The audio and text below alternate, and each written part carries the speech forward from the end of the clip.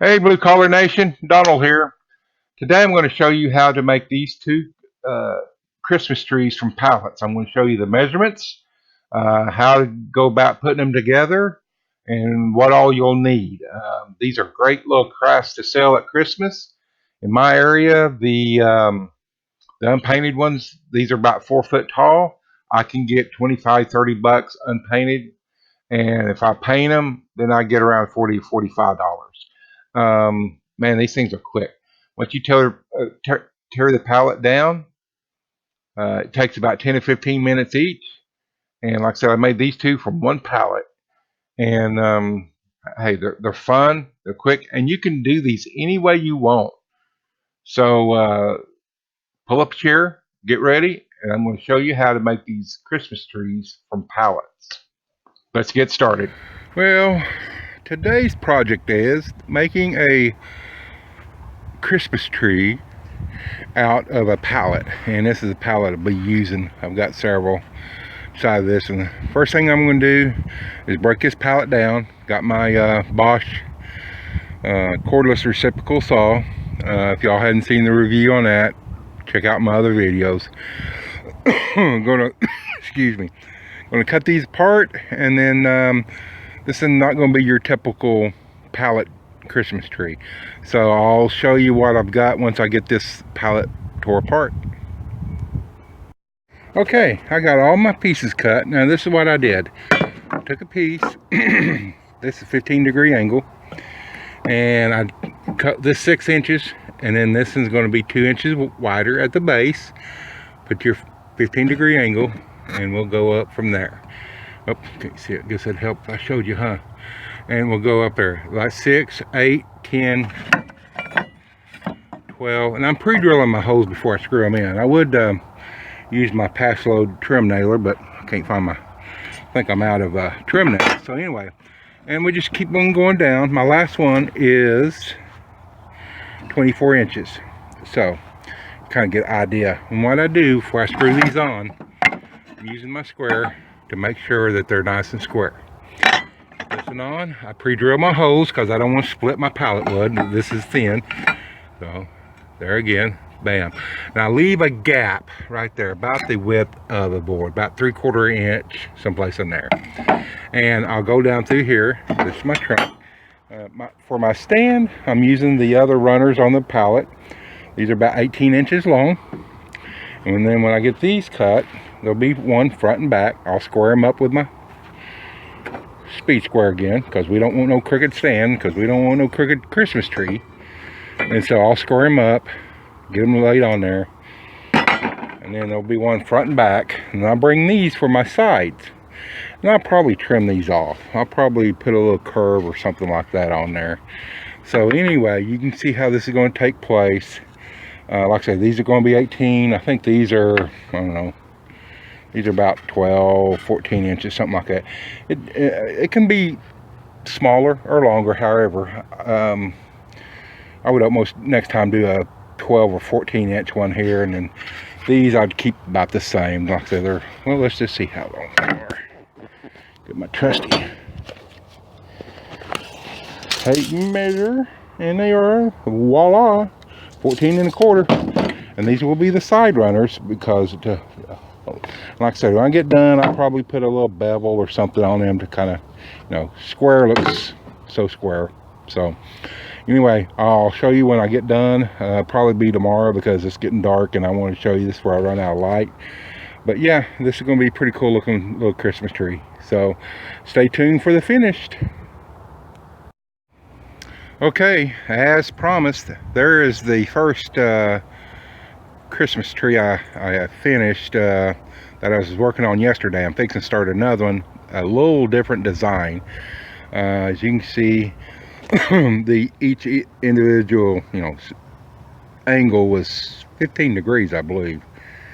You'll have to look back on I'll have to look back on the video and see. I believe they were 15. I cut them at 15, and all I did is took one of the runners, used it as the trunk, and then the stand turned out really well. As you can see, I just used one of the planks, cut it, and then screwed it there. This is probably one of the most stable stands I've created. I've done about almost a half dozen trees this year. Every one of them's been a little different. Now, what I'm fixing to do, I'm gonna use a 1x3 on the back.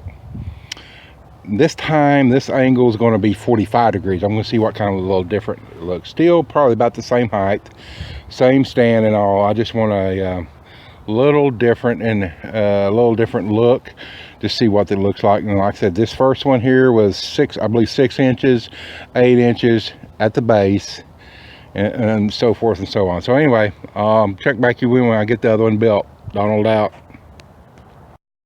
Okay, let me show you a little something. First off, once I get my limbs cut, I put them in the order that they're supposed to go so they're easily reached. So this is how I'm putting them together.